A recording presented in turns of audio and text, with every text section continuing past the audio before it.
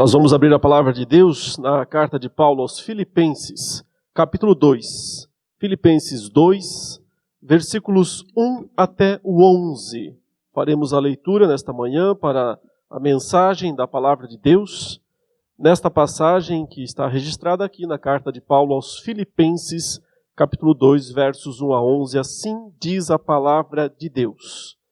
Se há, pois, alguma exortação em Cristo, alguma consolação de amor, alguma comunhão do Espírito, se há entranhados afetos e misericórdias, completai a minha alegria, de modo que penseis a mesma coisa, tenhais o mesmo amor, sejais unidos de alma, tendo o mesmo sentimento. Nada façais por partidarismo ou vanglória, mas por humildade, considerando cada um os outros superiores a si mesmo. Não tenha cada um em vista o que é propriamente seu, senão também, cada qual, o que é dos outros. Tende em vós o mesmo sentimento que houve também em Cristo Jesus, pois ele, subsistindo em forma de Deus, não julgou como usurpação o ser igual a Deus. Antes, a si mesmo se esvaziou, assumindo a forma de servo, tornando-se em semelhança de homens e reconhecido em figura humana. A si mesmo se humilhou, tornando-se obediente até a morte, e morte de cruz. Pelo que também Deus o exaltou sobremaneira, e lhe deu o nome que está acima de todo nome, para que ao nome de Jesus se dobre todo o joelho, nos céus, na terra e debaixo da terra, e toda língua confesse que Jesus Cristo é Senhor, para a glória de Deus Pai. Vamos orar. Senhor, nós acabamos de ler a Tua palavra, e nós te pedimos agora, em nome de Jesus, que Tu fales aos nossos corações, que Tu edifiques o Teu povo, a Tua igreja, que cumpras o Teu propósito na vida de cada um, segundo o Teu bem-querer. É a nossa oração, é a nossa súplica, ó Deus, em nome de Jesus. Amém. Eu tenho, meus irmãos e irmãs, o privilégio e a grande responsabilidade de expor esta que é uma das mais sublimes passagens, uma das mais extraordinárias e impressionantes passagens da palavra de Deus. Isso que talvez aqui tenha sido até mesmo um cântico, um hino da igreja primitiva, nós não sabemos se eles cantavam partes desse texto ou não, mas o que sabemos é que Deus inspirou o apóstolo Paulo para que ele registrasse essa passagem, esse texto, que é um dos mais extraordinários, como eu disse e repito outra vez, de toda a Escritura. Mas expor essa passagem é um grande desafio, porque nós temos aqui, meus irmãos, um conhecimento impressionante, sublime mesmo. Nós temos aqui um texto muito difícil também de interpretar, por causa de expressões, termos, palavras profundas. Aqui, mais do que nunca, eu gostaria que todo o povo de Deus soubesse ler grego. É claro que não é necessário, evidentemente, mas se todos soubessem, pudessem ler um pouco pelo menos, e poderiam assim contemplar a grandeza de alguns termos, de algumas expressões que o apóstolo Paulo usou aqui para descrever aquilo que eu posso chamar aqui de o fundamento de toda a felicidade, o fundamento de toda a alegria, o sentimento fundamental de toda a verdadeira alegria. Eu estou expondo esta carta toda, aos Filipenses, que foi escrita por Paulo, tomando como ponto de partida, como aqueles que têm acompanhado essas exposições já devem ter percebido, o versículo 11 do 4º capítulo desta carta. Filipenses 4, verso 11, o apóstolo Paulo disse: eu aprendi a viver contente em toda e qualquer situação. Ali ele nos disse que felicidade é algo que se aprende, não é algo que se sente puramente, ou se experimenta apenas como uma reação a algum evento alegre, feliz, que traz alegria ou felicidade. Não, ele disse que ele aprendeu isso. Aprendeu a ser contente. Sempre. Em toda e qualquer situação. Mais do que nunca nós, que estamos vivendo tempos tão difíceis. Tempos de quarentena.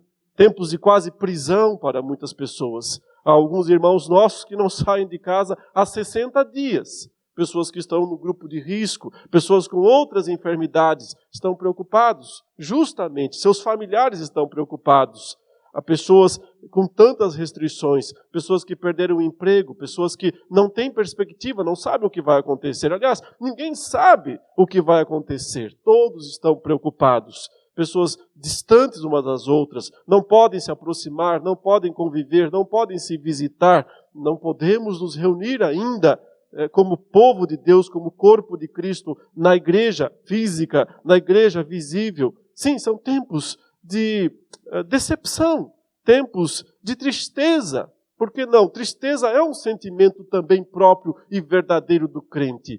E, segundo as Escrituras, ela, a tristeza, o ser contristado, como diz Pedro na sua primeira carta, com várias tribulações, não elimina a verdadeira alegria, a verdadeira felicidade do crente, que é esse aprendi a viver contente. Como eu falei várias vezes aqui, essa palavra, esse termo contente, é aquela palavra que era usada nos dias do apóstolo Paulo por alguns grupos filosóficos, inclusive, que defendiam a autossuficiência humana como o segredo da felicidade. Ou seja, quando a pessoa é autossuficiente, ela não precisa de ninguém, ela não precisa de nada, ela vive por si mesma, ela tem em si mesma a alegria e a felicidade. Contudo, o apóstolo Paulo usa, sim, intencionalmente essa palavra, autossuficiência, mas com um sentido de colocar a suficiência em Deus. Por isso que eu usei o termo teossuficiência. Ou seja, Deus é aquele que tem que ser a nossa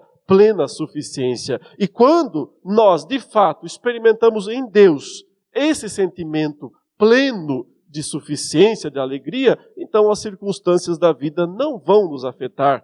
E o apóstolo Paulo, então, nos diz, desde o início do capítulo 1 desta carta, nos deu bons exemplos, do que é, de como se mostra na prática esse sentimento de teossuficiência, de alegria no Senhor, nos explicando aqui que nós temos que confiar que Deus começou uma obra boa em nós, que é o que ele diz no versículo 6 do capítulo 1, estou certo de que o Deus que começou a boa obra em vocês vai completar esta boa obra até o dia de Cristo Jesus. A confiança, portanto, de que Deus tem seus planos, seus propósitos, Ele é imutável, Ele é eterno e Ele é confiável. Confiando, portanto, em Deus, nós temos segurança.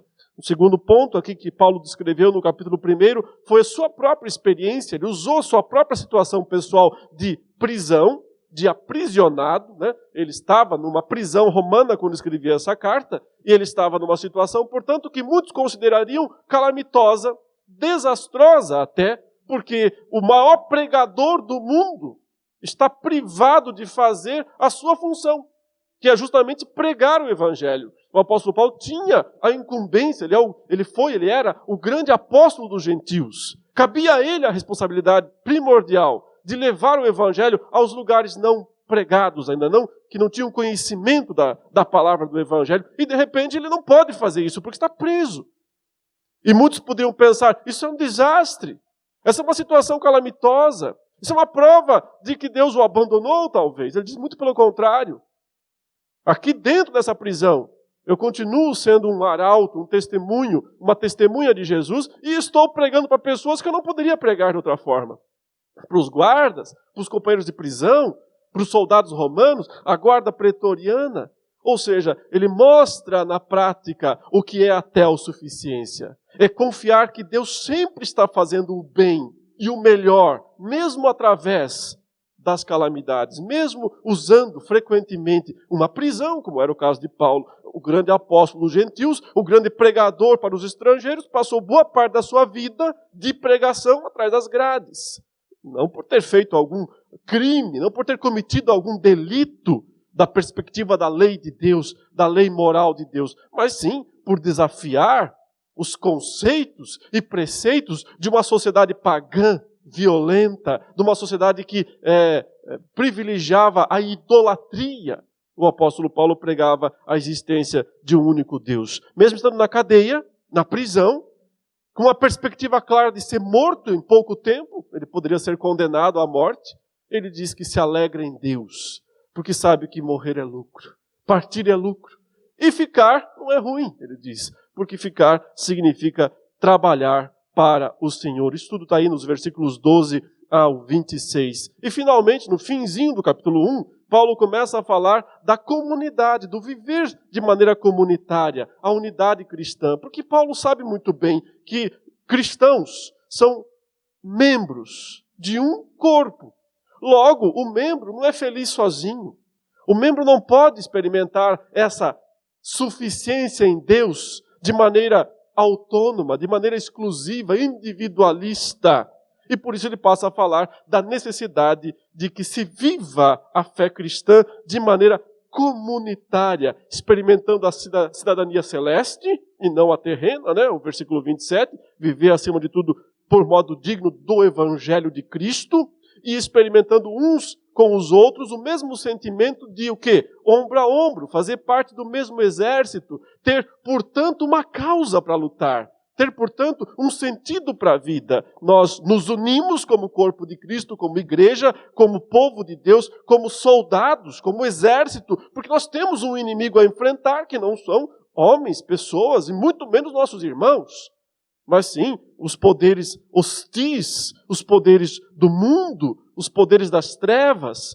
Nós lutamos, enfrentamos, sofremos, ele diz aí, principalmente no versículo 29, né? Recebemos a graça de padecermos por Cristo e não somente de crermos nele. E vamos em frente neste combate, lutando juntos pela fé evangélica. Mas no capítulo 2, ele continua falando sobre comunidade, sobre relacionamentos, sobre como tratar o próximo, sobre como tratar os irmãos, porque Paulo sabe, evidentemente, que ninguém é uma ilha, e principalmente cristãos não podem ser individualistas. Eles vivem a fé cristã na comunidade. Aí o porquê? Simplesmente não existe crente desigrejado. Hoje se fala muito disso, né? Os desigrejados. Ora, se alguém se assume como um desigrejado, ele está dizendo, não sou crente, não sou cristão. Note, eu sei, eu reconheço que há situações necessárias em alguns momentos em que uma pessoa não pode estar numa determinada igreja. Claro, por quê? Porque está numa cidade que não tem igreja. Tudo bem, como é que ele vai para a igreja? Não tem igreja. Tem uma cidade em que a única igreja que tem lá é uma igreja apóstata, é uma igreja que não prega o evangelho, apostatou das grandes verdades bíblicas. Ir lá é só se contaminar, não vale a pena, portanto. Mas quando esses fatos não são realidade, quando há opções verdadeiras, não há possibilidade de que um crente viva de forma desigrejada, sem igreja.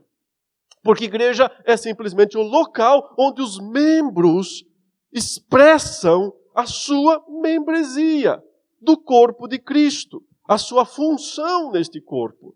E, portanto, é só assim, né, que um ramo pode produzir fruto, estando ligado na videira, mas também ligado uns aos outros. E por isso há tantas vezes a palavra, o Novo Testamento usa essa expressão, uns aos outros, mostrando a necessidade de que a fé seja expressada uns aos outros, vivida na troca, no dar e receber. Aqui especificamente o apóstolo Paulo vai nos ensinar, mais do que tudo, qual é esse sentimento fundamental da alegria verdadeira que se expressa na comunidade. Várias vezes, pelo menos 4 vezes, eu queria destacar para os irmãos, para que grifassem aí na sua Bíblia, né? Se você está usando uma Bíblia papel, você pode usar a caneta embaixo, se é uma Bíblia online, de alguma maneira você pode pintar, grifar, mas queria que você notasse algumas palavras. A primeira está no versículo 2, quando ele fala assim, completai a minha alegria de modo que penseis. Essa palavra aí, penseis. Pode grifá-la. Penseis a mesma coisa. No finalzinho desse mesmo versículo, ele diz, tendo o mesmo sentimento. Pode grifar também aí, sentimento. Tá? Agora, você vai lá no versículo 5 e você percebe que Jesus, é atribuído a Jesus exatamente essa mesma palavra. Tende em vós o mesmo, grifa aí, sentimento que houve também em Cristo Jesus. Note, essas 3 vezes em que aparece esse termo, é a mesma expressão na língua original. Por isso que eu falei no começo, né? Que bom se todo mundo pudesse ler um pouquinho do texto grego, porque perceberia que ele está usando a mesma palavra, o mesmo termo, que foi traduzido no versículo 2 como pensar, foi traduzido no final desse mesmo versículo como sentir, sentimento, e novamente no versículo 5 como sentimento. E é esse aqui, esse termo que eu estou destacando, que é o sentimento fundamental da alegria. Mas o que significa isso? Por que ele usa num momento a palavra pensar, né, o tradutor aqui no caso? Por que o tradutor ele preferiu traduzir inicialmente esse termo no versículo 2 como penseis a mesma coisa? E depois o mesmo tradutor preferiu usar a palavra sentir, sentimento. Porque ele está certo. Na verdade, o termo original, o termo grego, não é só uma coisa ou só outra. Não é apenas pensar, mas também não é apenas sentir. Envolve o todo, envolve a complexidade da nossa existência. Tem a ver com um pensamento com sentimento, ou um sentimento racional. Há o aspecto da emoção, claro, todo sentimento tem o aspecto emotivo, mas também tem um aspecto mental, sabe o que está fazendo. Não um sentimento cego. É um sentimento lógico. É um sentimento compreensível. A pessoa sabe o que ela está fazendo. Ela sente isso, porque ela não apenas sabe, ela sente também. Mas ela sente e sabe ao mesmo tempo. Mas ao dizer o que fazer, ou seja, ter esse sentimento, ele não nos disse ainda o que é esse sentimento. Mas aí sim, nós veremos mais 2 vezes uma palavra similar a essa, mas com uma outra conotação, juntando outra palavra na língua original. E ela aparece no versículo 3. Então veja aí quando ele diz assim: nada façais por partidarismo ou vanglória, mas por, e aí está a palavra, humildade. Agora veja essa palavra no versículo 8, quando ele diz, de Cristo agora, né? A si mesmo se humilhou. Aí está a palavra. Acho que você já entendeu, né, que o apóstolo Paulo está descrevendo nos versículos 1 a 4 atitudes que nós devemos ter, uns para com os outros, evidentemente, mas está fundamentando essas atitudes nas próprias atitudes de Cristo, as quais então ele descreve dos versículos 5 a 11. Então olha que interessante, dos versículos 5 a 11 nós temos a descrição do que Cristo fez. E então, os versículos 1 a 4 nos dizem o que temos que fazer. É o mesmo que Cristo fez. Por isso, o verso 5 diz: tende em vós o mesmo sentimento. Eu já disse que envolve pensar e sentir, né? Razão e emoção, lógica, sentimento, envolve o todo do nosso ser. Tende em vós o mesmo sentimento que houve também em Cristo Jesus. E o que foi esse sentimento? O que foi que ele fez? Ele se humilhou. Ele se humilhou, se humilhou, e se humilhou, e se humilhou. Aqui está, portanto, meus irmãos, o sentimento fundamental da teossuficiência, do aprendi a viver contente. Qual é? Humildade. A palavra humildade. Ela é a palavra-chave aqui de toda essa descrição. Porque humildade é, sim, o sentimento fundamental da alegria verdadeira. Isso não parece lógico, né? Nem para nós, e muito menos para os leitores de Paulo, que viviam num mundo que valorizava, acima de tudo, a grandeza das pessoas, a arrogância das pessoas. As pessoas admiradas nos dias de Paulo eram as pessoas que aparentavam imponência, mostravam superioridade. Quem nunca assistiu os filmes da Roma antiga, né, e que nunca viu a descrição daqueles personagens, os senadores romanos, os imperadores romanos, os grandes lutadores das arenas romanas, e o que eles mais mostravam? Altivez. Altivez, superioridade. E por isso eram admirados, eram reconhecidos. Mas essa palavra que é usada aqui, humildade, ela ficava restrita aos escravos. Eram os escravos que deviam expressar humildade. Porque humildade significa abaixar a cabeça. Literalmente, essa é a palavra. Porque você tem aqui no termo grego humildade o sentido de esvaziar a mente, de rebaixar a mente, rebaixar a cabeça. Por isso, curvar-se. É uma prática esperada de um servo, de um escravo. O que ele faz? Ele se curva, ele abaixa a cabeça. Mas nunca se espera isso de um senhor. Um senhor é altivo, um senhor ergue a cabeça, passa, caminha de maneira altiva no meio dos outros. E os outros é que precisam se curvar diante dele. E isso para a mentalidade mundana daqueles dias e de hoje também. É que é o segredo da satisfação, da alegria. E a palavra de Deus inverte isso totalmente. Reverte esse conceito totalmente e diz, ao contrário, a verdadeira alegria depende de um sentimento de abaixar a cabeça, de humildade, de auto-humilhação. Nós aprenderemos aqui com mais detalhes o que é de fato humildade, mas antes deixe eu abordar um pouco mais a passagem. Então note que Paulo começa com uma expressão, né, que dá a ideia de uma hipótese. Ele diz, se há, pois, alguma exortação em Cristo, alguma consolação de amor, alguma comunhão do Espírito, se há entranhados afetos e misericórdias. E nos perguntamos por que ele usou essa expressão se há? Porque não existe? Evidentemente que essas coisas existem. Existe exortação em Cristo, existe consolação em amor, existe comunhão do Espírito, existem afetos e misericórdias entranhados. Então por que ele fala assim para os filipenses? Olha, se há isso, se há aquilo, porque é um fato que muitas pessoas não experimentam essas coisas.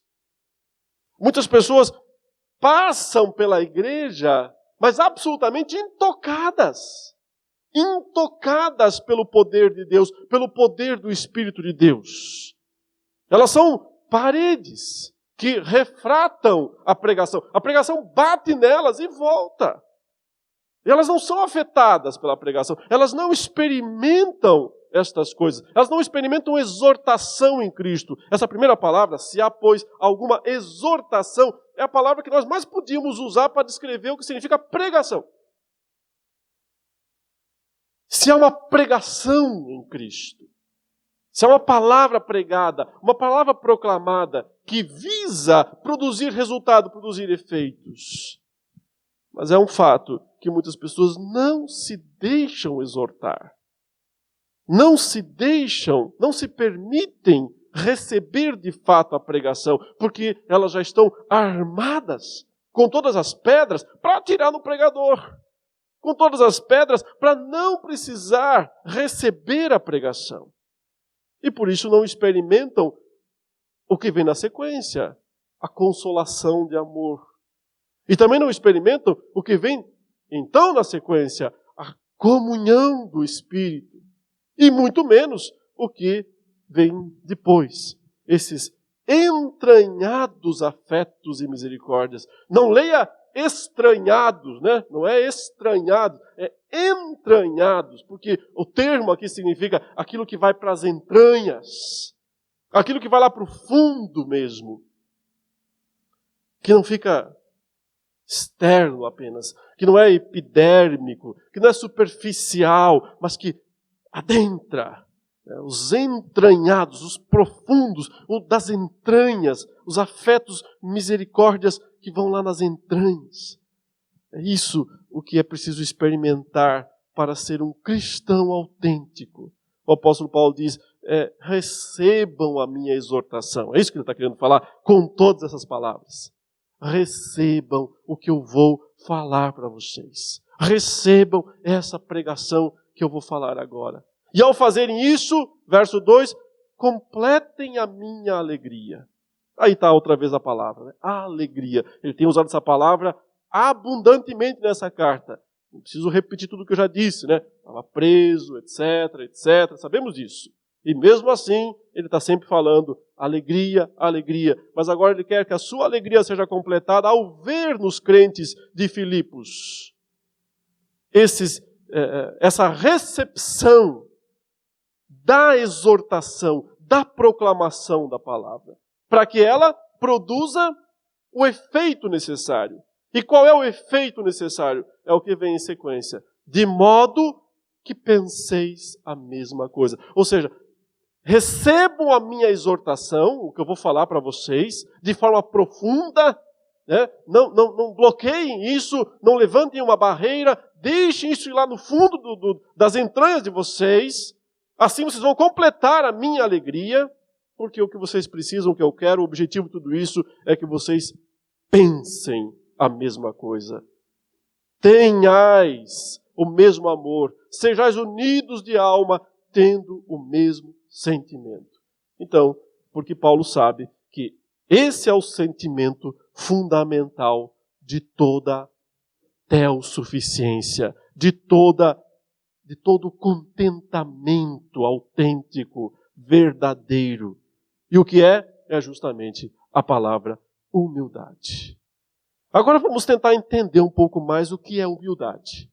O que significa humildade, ou talvez como praticar a humildade. Já que ele disse, eu aprendi a viver contente, né? Então aqui está o aprendizado, aqui está como aprender. Vamos aprender com Paulo, o que significa aprender a viver contente. O verso 3 diz, nada façais por partidarismo ou vanglória, mas por humildade, considerando cada um os outros superiores a si mesmo. Então aqui está, meus irmãos, o resumo principal do que é a verdadeira humildade. Ele diz, é considerar o outro, os outros, as outras pessoas, especialmente aqui, os outros crentes, mais importantes do que nós mesmos. Então, é realmente reverter aquela cena, né? Não é o sujeito altivo, andando na rua, cabeça erguida e todo mundo se prostrando diante dele. Não, você inverte e você coloca o outro naquele lugar. Seria isso? Você vai para a arquibancada, você vai para o lado da rua e vai se prostrar para esperar alguém passar, para colocar o outro nessa posição mais importante. Não é bem isso. Não é exatamente isso. Porque note, considerar o outro mais importante não é aumentar o tamanho do outro, mas é diminuir o nosso. Um dos problemas, né, da falsa humildade, o que não é verdadeira humildade, é quando nós engrandecemos o outro mais do que ele é. Ele não é tudo aquilo. Mas nós aumentamos o tamanho da outra pessoa, sem diminuir o nosso próprio tamanho. Então, se nós aumentamos o tamanho do outro, nós colocamos o outro numa posição que ele não tem. Consequentemente, ele vai nos decepcionar mais cedo ou mais tarde, porque ele não vai ter as atitudes que nós estamos esperando. A gente endeusa pessoas. Esse é o problema da idolatria, né? Você coloca pessoas no pedestal. Você eleva demais o tamanho daquela pessoa, ela não tem esse tamanho. Só que quando você eleva demais aquela pessoa, você fica esperando atitudes, reações dela condizentes com o tamanho que você idealizou para ela, mas que ela não tem. E justamente porque ela não tem, ela vai falhar. E aí você vai se decepcionar. E em segundo lugar, você vai se revoltar contra ela. Tudo errado. Porque foi você que criou esse tamanho inútil, à toa. E ao mesmo tempo, quando você aumenta o tamanho do outro, pura e simplesmente, sem diminuir o seu, você continua tendo uma opinião errada a respeito de si mesmo também. Então você erra duas vezes. Você erra na opinião que tem do outro e erra na opinião que tem a respeito de si mesmo. Então deixe o outro no tamanho dele, mas aprenda a rebaixar o seu. Porque humildade é abaixar a cabeça. Humildade é diminuir o próprio tamanho. É descer mais para baixo, mais para fundo, mais para o fundo. É isso que é humildade. Se não ficou claro ainda, Paulo vai dar então um exemplo ainda mais prático para que nós saibamos como ser humildes. Ele diz, nada façais por partidarismo. Não, partidarismo aqui é o quê? É elevar algumas pessoas mais do que as outras, então. Então você pega uma pessoa e coloca mais alto. Ele diz, eu sou de Paulo. Eu sou de Pedro. Eu sou de Cefas. Eu sou de Apolo. Então, partidarismo é isso. Você toma partido, você levanta uma pessoa acima das outras. Não é boa coisa. Vanglória é você levantar-se a si mesmo acima das outras pessoas. Então, por isso que já fala, glória vã, glória vazia. Mas é colocar-se acima dos outros.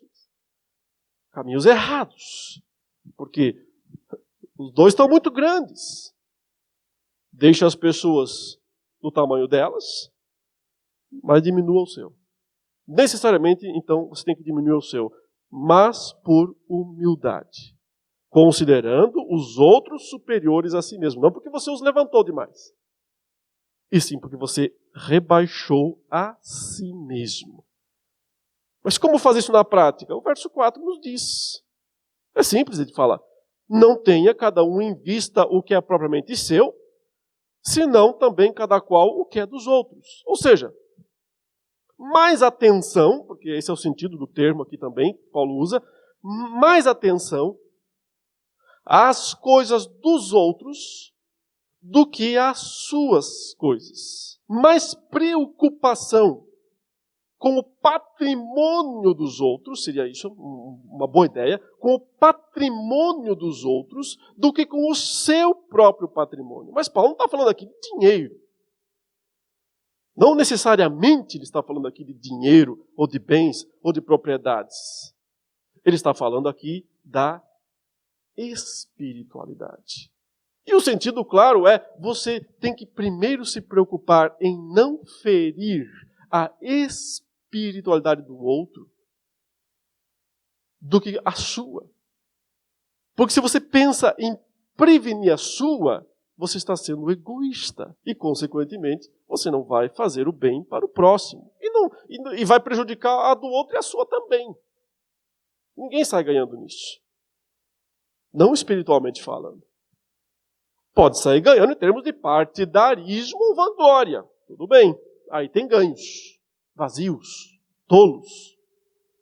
Inúteis. Mas em termos de espiritualidade, em termos da verdadeira alegria, em termos daquilo que eu tenho chamado a autarquez, né? A suficiência em Deus, ninguém sai ganhando, todos saem perdendo. Então é se preocupar antes, eu acho que agora vai ficar mais simples, com a felicidade do outro, do que com a sua própria felicidade. Se preocupar, é ter em vista o contentamento, que é o termo que temos usado, foi usado para traduzir a palavra que Paulo usa como autarquês lá em Filipenses 4:11. Então é estar mais atento, mais preocupado com o contentamento do outro do que com o seu próprio contentamento. Porque quando você está mais preocupado com o contentamento do próximo do que com o seu, você mantém o seu também. Mas quando você está mais preocupado com o seu do que com o do outro, nem o dele e nem o seu. E então, Paulo passa a explicar como Cristo colocou em prática esse sentimento de humildade. E aí nós começamos a entender muito mais. Aí o nosso horizonte se expande de fato. Porque nós começamos a perceber que não tem a ver apenas com filosofia ou bom comportamento. Tem a ver com espiritualidade profunda. Tem a ver com a essência da fé cristã. Tem a ver com a própria pessoa de Cristo. Tende em vós o mesmo sentimento que houve também em Cristo Jesus. Que sentimento foi esse? O verso 6 começa a explicar. Pois ele, e a ideia primeira é, sendo muito grande, ele subsistindo em forma de Deus. Portanto, ele sendo muito grande, grande mesmo, como ninguém jamais foi, como nenhum de nós sequer pensa em ser, nem pode imaginar ser. Pois ele, sendo Deus, existindo como Deus, não julgou como usurpação o ser igual a Deus, antes a si mesmo se esvaziou. Tradução difícil aqui, palavras complicadas, mas o sentido é fácil, quer dizer, abriu mão do seu status. Abriu mão da sua posição lá no céu. Não se apegou a ela, entendendo o que precisava descer. Humildade é se abaixar a cabeça, é descer. Então, ele entendeu que ele tinha que descer para salvar os homens. Então, ele não ficou lá se segurando no trono e dizendo, não, vai ser complicado. Vocês sabem o que eu vou ter que passar? Tudo que eu vou ter que enfrentar, todo o desprezo que eu vou ter que enfrentar, toda a rejeição. É melhor ficar aqui nesse trono confortável. Ele não se apega ao seu status, ele não se apega à sua posição. Ele não diz, vou ficar aqui porque aqui é melhor. Ele se esvazia desse sentimento de eu tenho direito. Porque não existe nada mais destrutivo para a verdadeira humildade e então também para a verdadeira felicidade, porque ela é consequência, do que o sentimento de eu tenho direito. Isto aqui é meu direito. Nada mata mais a humildade do que se apegar aos próprios direitos. Eu tenho direito que me tratem dessa maneira. Eu tenho direito que me reconheçam. Eu tenho direito que reconheçam o que eu fiz. É meu direito que as pessoas me respeitem. É meu direito que as pessoas me atendam, me sirvam. Ninguém tem mais direito do que Cristo. Sendo Deus, sentado no trono, ninguém tem mais direito do que Ele. Mas o que Ele fez? Abriu mão dos seus direitos. Esse é o sentido do não julgou como usurpação o ser igual a Deus. Abriu mão dos seus direitos. E a si mesmo se esvaziou. Deixou os seus direitos lá no céu. Deixou a sua posição exaltada lá para cima. E desceu, assumindo a forma de servo. Escravo é a palavra grega. Escravo. Se fez um escravo. Porque escravo baixa a cabeça. Senhor, não. É por isso que Jesus chocava os seus discípulos algumas vezes. João 13 fala aí, mostra isso claramente. Está ele lá, sentado na cadeira principal da ceia, com os seus apóstolos, na posição que é dele, de direito, ele é o Senhor, ele está sentado na cabeceira, provavelmente, os seus apóstolos estão todos à volta dele. E o que ele faz? Ele se levanta, tira as vestes de Senhor, e fica com as vestes de baixo, de servo, pega uma bacia, pega uma toalha, e vai lavar os pés sujos dos seus discípulos. No final ele diz: vocês me chamam de Senhor e Mestre. E é isso mesmo que eu sou. Mas vocês entenderam aqui o que de fato significa ser Senhor e Mestre. Significa servir. Significa se rebaixar. Se abaixar. Pegar uma bacia e se ajoelhar diante de outras pessoas.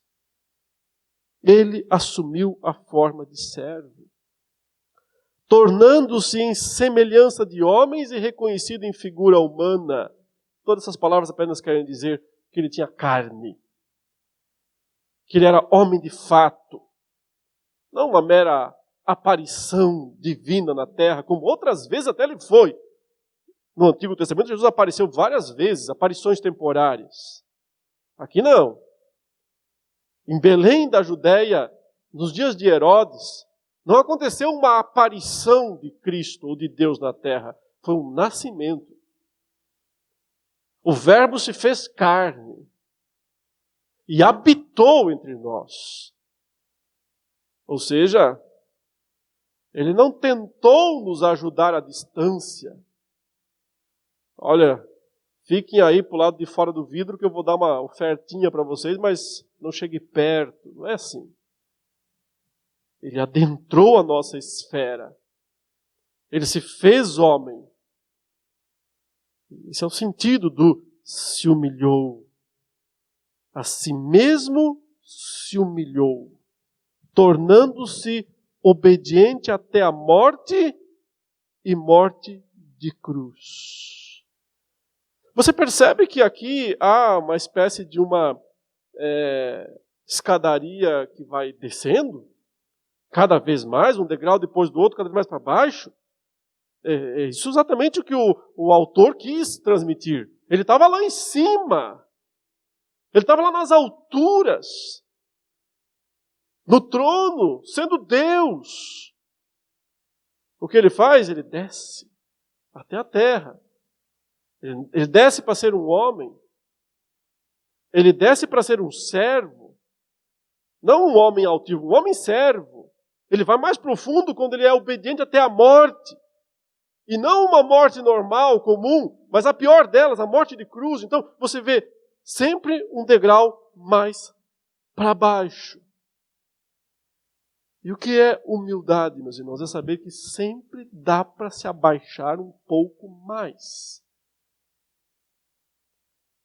Sempre dá para se abaixar um pouco mais. Cristo nos ensina isso. Porque se nós dissermos, não, é só até aqui. Eu só me abaixo até aqui. Mais do que isso não. Então isso é um orgulho disfarçado de humildade. Então isso não é humildade verdadeira.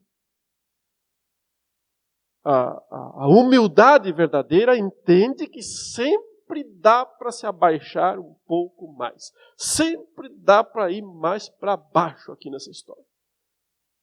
Dá para baixar mais a cabeça. Cristo está dizendo isso através da sua vida.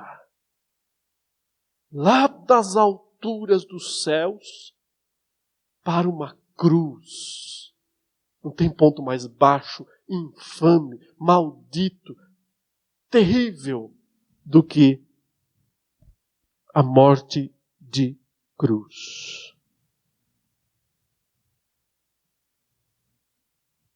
Mas quem é humilhado, o que diz a palavra de Deus? Será exaltado. Exaltado por quem? Pelas pessoas? Pelo mundo? Não. Por Deus. E quem se exalta será humilhado. Está falando do destino eterno, evidentemente. Está falando do que aguarda na eternidade. Mas note que foi o resultado da sua humilhação justamente a sua exaltação. Olha o verso 9. Pelo que Olha essa expressão. Pelo que? Por causa de quê? Por causa disso. Porque ele teve esse sentimento de humildade, de se esvaziar dos seus direitos, e desceu, e não se recusou a descer um pouco mais. Sempre aceitou descer um pouco mais, até descer ao fundo do poço, literalmente. A morte de cruz, e ao túmulo, podemos dizer, né? Tudo simbolizado aqui na morte de cruz. Por causa disso, Deus o elevou. Aqui está o oposto, né, da humilhação. Humilhar-se é abaixar. Ele se abaixou. Não esperou que outros fizessem isso com ele. E por causa disso, Deus o elevou. O fez subir. E agora começa a subida. Se do verso 6, né, até o verso 8, você só tem degrau abaixo, escadaria abaixo, agora é elevador para cima. Agora é escadaria para o alto. Agora é subida. Pelo que também Deus o exaltou sobremaneira e lhe deu o nome que está acima de todo nome. Para que ao nome de Jesus se dobre todo o joelho nos céus, na terra e debaixo da terra, e toda língua confesse que Jesus Cristo é Senhor, para a glória de Deus Pai. Perceba, ele primeiro se ajoelhou, mas agora todos têm que se ajoelhar diante dele, para que todo joelho se dobre diante do nome de Jesus. E não, isso aqui não é uma profecia apenas sobre o futuro. Talvez você pense, isso é o que vai acontecer na segunda vinda de Jesus. Sim, vai acontecer na segunda vinda de Jesus. Todo mundo vai se dobrar perante ele. É claro que sim, mas não só lá. Porque o texto está dizendo que isso já é coisa de agora. Os verbos estão aqui no presente, para que seja, para que agora aconteça isso. Porque exatamente agora, ou seja, exatamente após ele ter sofrido a sua morte vergonhosa, a sua morte de cruz, Deus o levantou, até porque ressuscitar é subir do túmulo, Deus o exaltou, e o exaltou ainda mais porque o levou às alturas do céu, devolveu ele ao local anterior com mais poder e autoridade do que ele tinha antes. Porque agora ele recebe também o reconhecimento como Senhor dos céus, da terra e de debaixo da terra. Que aqui é essa tríade, né? Essas três expressões usadas no texto resumem toda a cosmogonia, a cosmologia hebraica. Todos os lugares, nas alturas dos céus, né? Na extensão da terra e nos abismos, nos infernos, nos lugares onde estão os ímpios, os demônios aprisionados, todas essas esferas, as três esferas. Quem é Senhor? Quem tem o nome sobre todo nome? Diante de quem todo joelho tem que se dobrar? Diante do nome daquele que se humilhou. Isso é que é construir um nome. Muitas pessoas querem construir um nome, querem ter renome, mas querem fazer isso à custa de autoafirmação, autoexaltação, ou recebendo dos outros isso. Esse é o melhor caminho para não ter nome nenhum. Para lá na eternidade ter um nome completamente esquecido. Mas para ter um nome que será lembrado para sempre, o caminho é o de Cristo. O do auto-esvaziamento, o do abrir mão dos seus direitos, o de descer e se abaixar cada vez mais. Não esperando a recompensa, não como uma troca com Deus. Eu vou me abaixar porque o Senhor me exalte. Mas isso não é humildade, meu filho. Isso é negócio. Então, esqueça. É um sentimento verdadeiro. Não é um sentimento interesseiro. um sentimento verdadeiro, que só experimenta, voltando ao início do texto, quem aceita a exortação de Cristo. Quem experimenta de fato a proclamação da palavra de Deus. E experimenta a consolação do amor, a comunhão do Espírito e esses entranhados afetos e misericórdias.